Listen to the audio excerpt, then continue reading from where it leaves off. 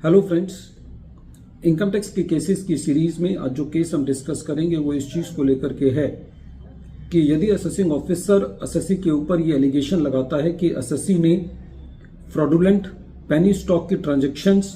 में डील किया है और सेक्शन 68 के अंदर टैक्स का इवेजन किया है और असेसिंग ऑफिसर असेसी के द्वारा सबमिट किए हुए एविडेंसेस को गलत साबित किए बिना, उनको इम्पीच किए बिना यदि कोई एडिशन करता है तो क्या वो एडिशंस जस्टिफाइड है। ये इशू ऑनरेबल नागपुर ITAT ने अपने case deputy commissioner of income tax versus Naresh Lakshmi Narayan Grover case में डिसाइड की और ये case 126 ITR tribunal page number 137 पर रिपोर्ट हुआ। इस केस का जजमेंट 21 मार्च 2025 को आया। प्रेजेंट केस असेसमेंट ईयर 14-15 से लेकर के असेसमेंट ईयर 16-17 से रिलेटेड है। प्रेजेंट केस के अंदर असेसिंग ऑफिसर ने असेसी की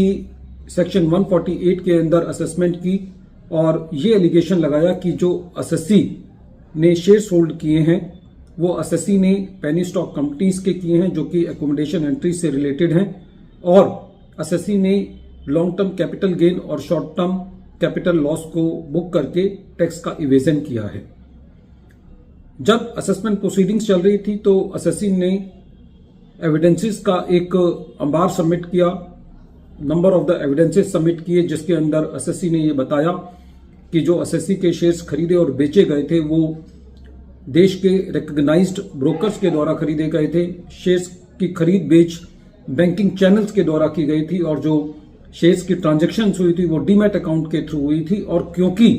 असेसिंग ऑफिसर के पास कोई ऐसा एविडेंस नहीं है जिससे ये पता चलता हो कि असेसी का ब्रोकर या असेसी किसी प्रकार की प्राइस रिगिंग के अंदर इन्वॉल्व था, तो ऐसी परिस्थिति के अंदर जब असेसी ने सारे एविडेंसेस सबमिट किए हैं तो असेसी की ट्रांजैक्शंस को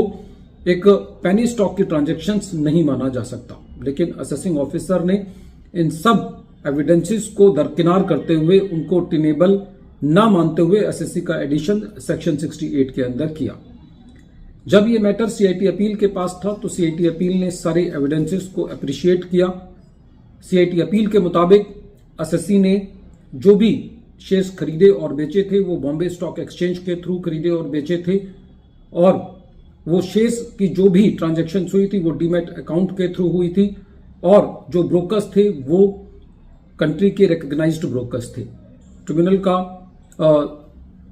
CIT अपील का ये भी कहना था कि जो पेमेंट रिसीव हुई हैं और जो की गई हैं वो बैंकिंग चैनल के थ्रू की गई हैं और कोई भी ऐसा प्रूव नहीं है जिससे ये साबित होता हो कि असेसी प्राइस रिगिंग में इन्वॉल्व था। CIT अपील ने अकॉर्डिंगली असेसी को रिलीफ दिया। जब ये मैटर रेवेन्यू ट्रिब्यूनल में लेकर के गया तो ट्रिब्यूनल का ये कहना था कि प्रेजेंट केस में जो भी फैक्ट्स असेसिंग ऑफिसर ने बताए हैं फर्स्ट ऑफ ऑल वो इल्यूजरी हैं, टोटली बेसलेस है। ट्रिब्यूनल का यह कहना था कि जब प्रेजेंट केस में असेसी ने अपनी इनकम पर उसको शॉर्ट टर्म कैपिटल गेन लेते हुए 15% टैक्स दिया है सेक्शन 111A में, तो ऐसे केस में बिना रीजन के, बिना किसी एविडेंस के उस इनकम को सेक्शन 68 के अंदर रिक्लासिफाई करना जस्टिफाइड नहीं है। ट्रिब्यूनल का यह कहना था कि प्रेजेंट केस के अंदर जो असेसिंग ऑफिसर का एटीट्यूड है वो एक बिल्कुल गैर जमाना है और प्रेजेंट केस के अंदर कोई भी स्कोप ऐसा नहीं है जिसकी वजह से जो CIT अपील का जो ऑर्डर है उसको छेड़ा जाए या उसको डिलीट किया जाए। प्रेजेंट केस में ट्रिब्यूनल का ये कहना था कि जो सेबी ने प्रेजेंट केस में उस कंपनी के बारे में क्लीन चिट दी है वो एक तरीके से इस बात का लास्ट प्रमाण है कि जो असेसी की जो है ट्रांजैक्शन है जेन्युइन है। साथ ही साथ ट्रिब्यूनल का यह भी कहना था क्योंकि प्रेजेंट केस में असेसिंग ऑफिसर ये इस बात में टोटली फेल किया है कि जो असेसी की जो ट्रांजैक्शंस हैं या जो असेसी है वो किसी ऑर्गेनाइज्ड क्राइम का पार्ट था, तो ऐसे केस में क्योंकि टैक्स इफेक्ट 60 लाख से कम है उस लिहाज से भी असेसी की ट्रिब्यूनल के अंदर अपील लाई नहीं करनी चाहिए। तो सारे ग्राउंड्स पर, लेकिन जो मेन ग्राउंड था इसमें यह था कि यदि असेसी कोई एविडेंस देता है तो उन एविडेंसेस को इम्पीच किए बिना, उन एविडेंसेस को गलत साबित किए बिना असेसी की अगेंस्ट एक नेगेटिव व्यू नहीं लिया जाना चाहिए। वीडियो के अंत में एक बार फिर मैं केस का नाम रिपीट कर रहा हूं। केस का नाम है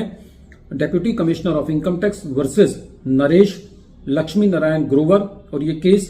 126 ITR ट्रिब्यूनल पेज नंबर 137 पर रिपोर्ट हुआ, और इस केस का जजमेंट 21 मार्च 2025 को आया।